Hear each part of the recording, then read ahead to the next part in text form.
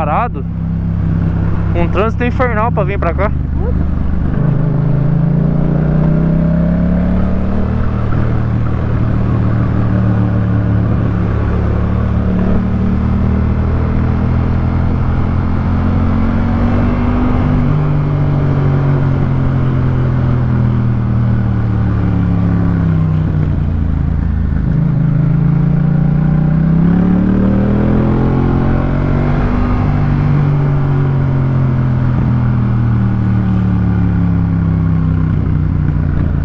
Nossa, a gente passa de moto aqui.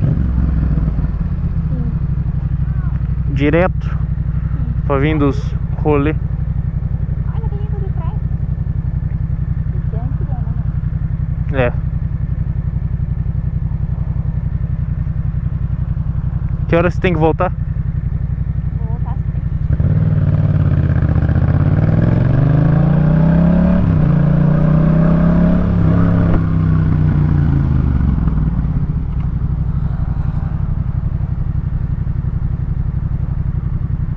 Porque a gente passa nessa aqui, né?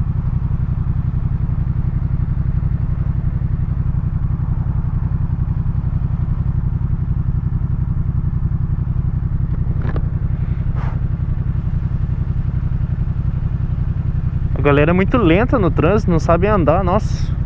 Horrível, né? Aham, a galera anda morrendo, 30, 20 por hora.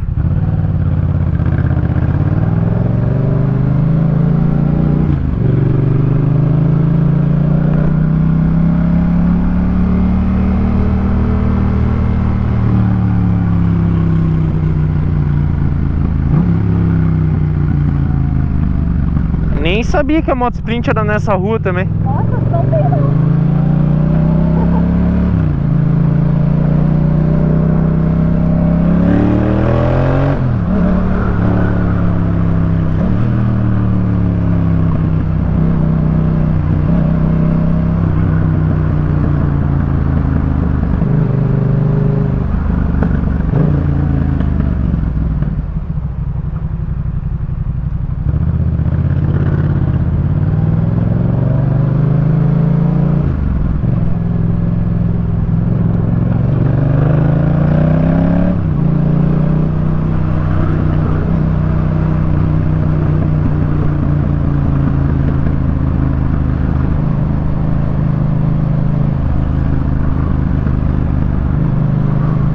Nossa, que perto.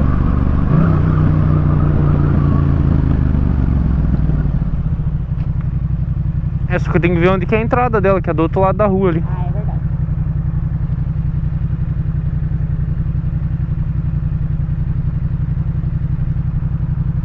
Aqui a gente vai reto sempre, né? Sim. Ela é bem na esquina.